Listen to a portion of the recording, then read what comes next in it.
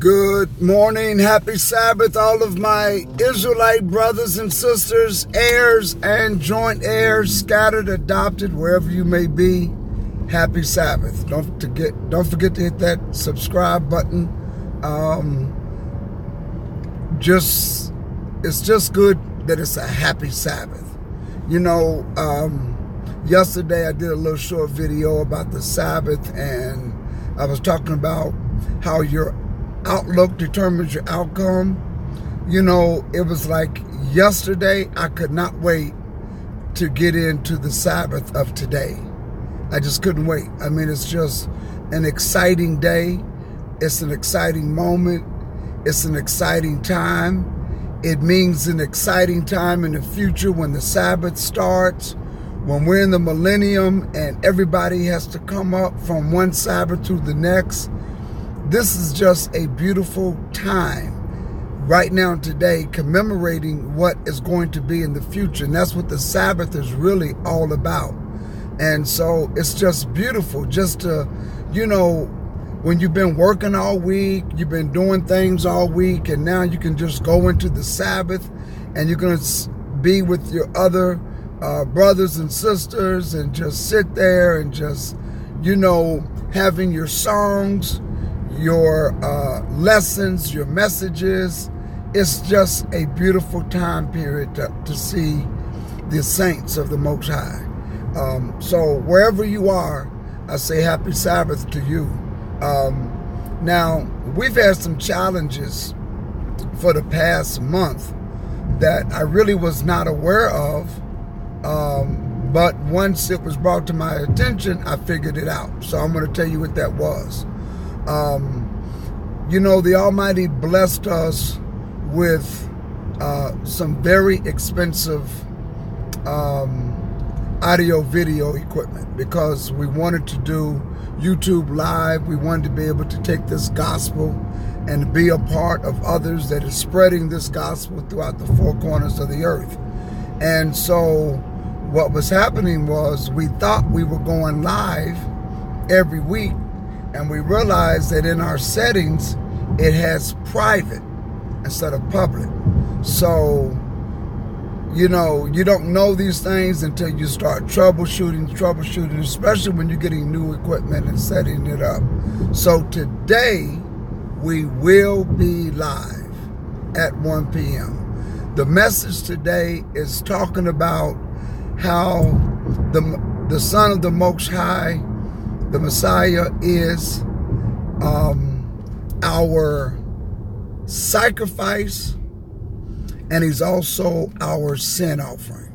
So that's what the message is going to be about today. I'm coming from an angle that everything in the Old Testament points toward the New, the testimonies. All of the prophets point right toward the Messiah. And it's beautiful once the arrangement of the scriptures is in such a way that it lets you know that the Messiah was in the Old Testament. He was right there. He was there from the beginning of creation. It was almost like a time machine, how you set up the world, you structure everything because you know you're going to come through the flesh in the future. And you set up signs and you set up different events to let people know that it's you. That's when the Almighty gave me the lesson and I put it together, I went back to a movie that, you know, in some Hollywood movies, they got a time machine and they got a guy that goes back and forth in time, and he sends himself messages to let himself know that he was in the past, or because he comes from the past to the future. Well, in essence, the Messiah, when he was there from the creation and the foundation of the world, the lamb and the sacrifice and that whole system was set up for the Messiah to come and become the Passover lamb. That's why 1 Corinthians 5:7 says that Christ our Passover. In Revelations it says our Passover, who was slain from the foundation of the world, meaning this system was set up. When the Messiah was crucified, the temple tore in half, meaning that that system of bringing goats, bulls, and bullocks no longer exists because the Messiah became that new system. And this is where a lot of Christians get thrown off, because they don't realize that he set himself up to take the place of the sacrificial law. And if you don't understand the beautiful layout that the Almighty has in the scriptures, you can be confused. And this is why only the Most High can open up our eyes. You know, the fact of who we are, the only person that can show you that is the Most High. It is the most confusing thing when you read the scriptures and you read Deuteronomy 28 and you look at all the curses and you look at it and you go back into our history and you say, wow, that sounds familiar. That sounds like us. You know, I have a book called Oladua Equiano, or Equiano Oladua. I'll show it to you. If I wasn't driving, I would show it to you. But he is the first autobiographer, and he was a slave. And what he wrote in this book, when he went back to Britain, he became a slave abolitionist. And he was taken at a very young age from his tribe. And he said that once he learned how to read, and as he was reading the Bible, he saw certain practices and ceremonies written in the book that reminded him of what his tribe did before he was taken and stolen in slavery.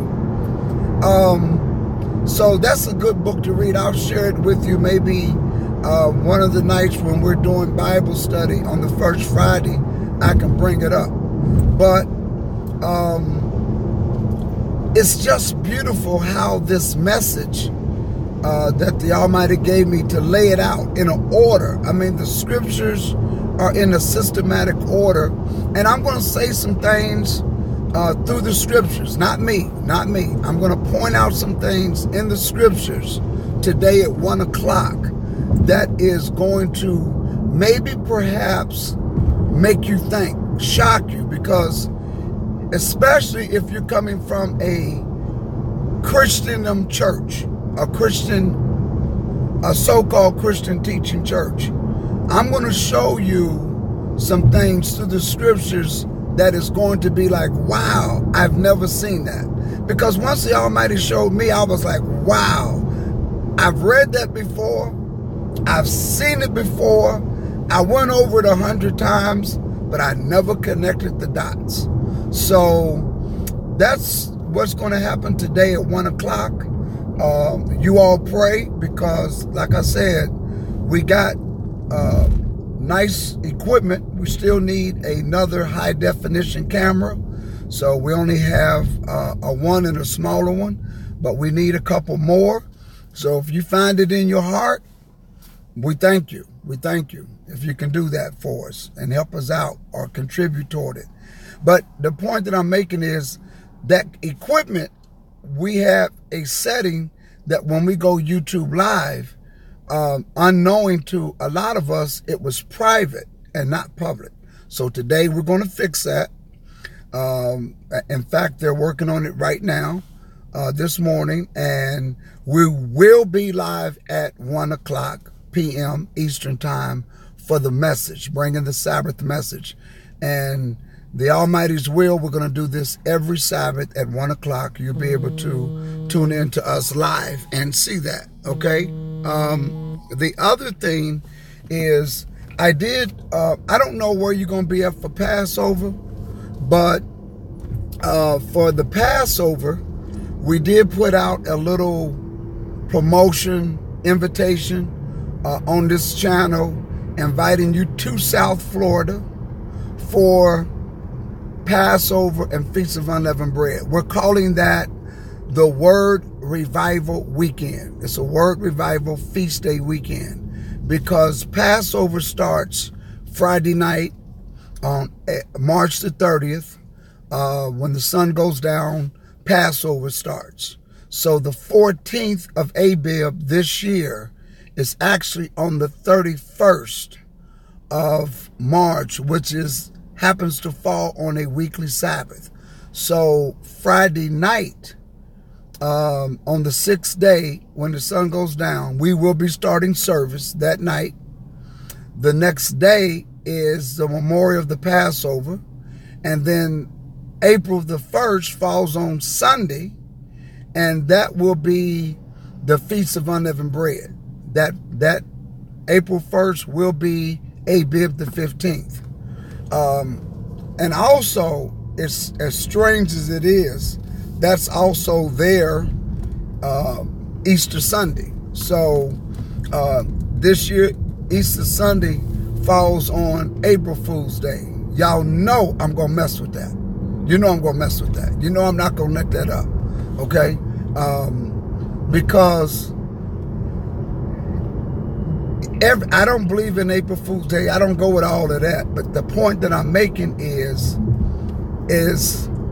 you're not going to be able to get 3 days and 3 nights. And I know I'm preaching to the choir on some of this stuff between that. How they do it, I'm going to mess with it. That's all I'm going to say. I'm going to mess with it on that.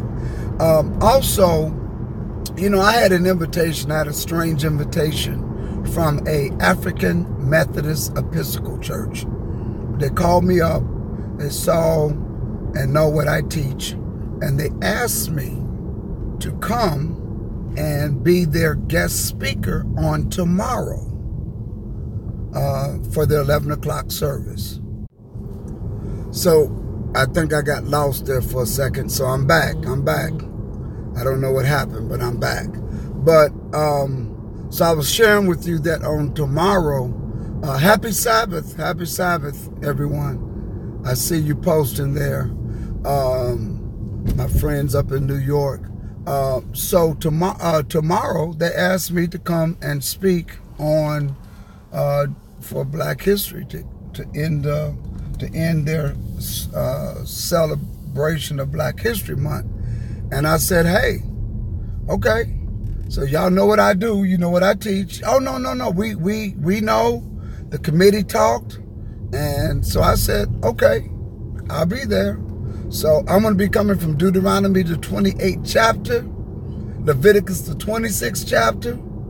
And, you know, I don't hold back now. So that's what I'm going to be doing tomorrow at the Greater Ward. It's called Greater Ward African American Episcopal Church.